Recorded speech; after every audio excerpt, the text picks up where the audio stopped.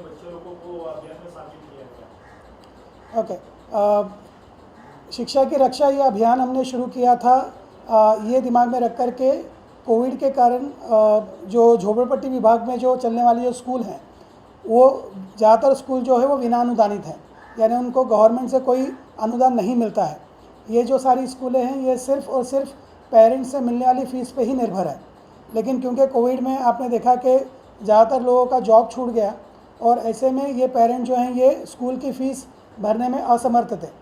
अब एक तरफ स्कूल बिना फ़ीस के चल नहीं सकता और दूसरी तरफ पेरेंट की क्षमता नहीं थी कि वो फ़ीस भर सके, तो सीधी बात है कि ऐसे बच्चे जो हैं वो स्कूल छोड़ करके वो कुछ और काम में लग जाएंगे। तो इस चिंता को ध्यान में रखते हुए हमने शिक्षा की रक्षा इस अभियान को शुरू किया और इसमें हमने मुंबई के अलग अलग झोपड़पट्टी के विभागों में काम करने वाले जो स्कूल हैं उनको हमने कांटेक्ट किया और मुझे खुशी होती है बताने के लिए आपको कि करीब करीब 20 स्कूलों ने इस अभियान में भाग लिया, जिसमें मालवनी के स्कूल हैं, गोवंडी है, धारावी है, कांदिवली है, ट्रॉम्बे हैं। ऐसे जो घनी आबादी वाले जो स्लम एरियाज़ हैं इनके स्कूलों को हमने साथ में लिया और इस 2 महीने के कैंपेनिंग में हमने करीब करीब 10 लाख रुपए की राशि जमा की। आज इस प्रोग्राम का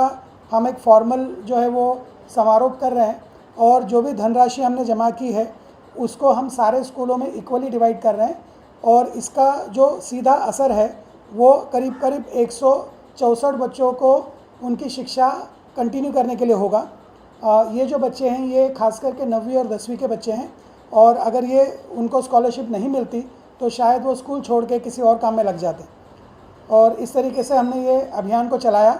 और सारे डोनर्स को हम शुक्रिया अदा करना चाहेंगे जिन्होंने हम पर भरोसा किया और इतनी बड़ी राशि उन्होंने हमें दी।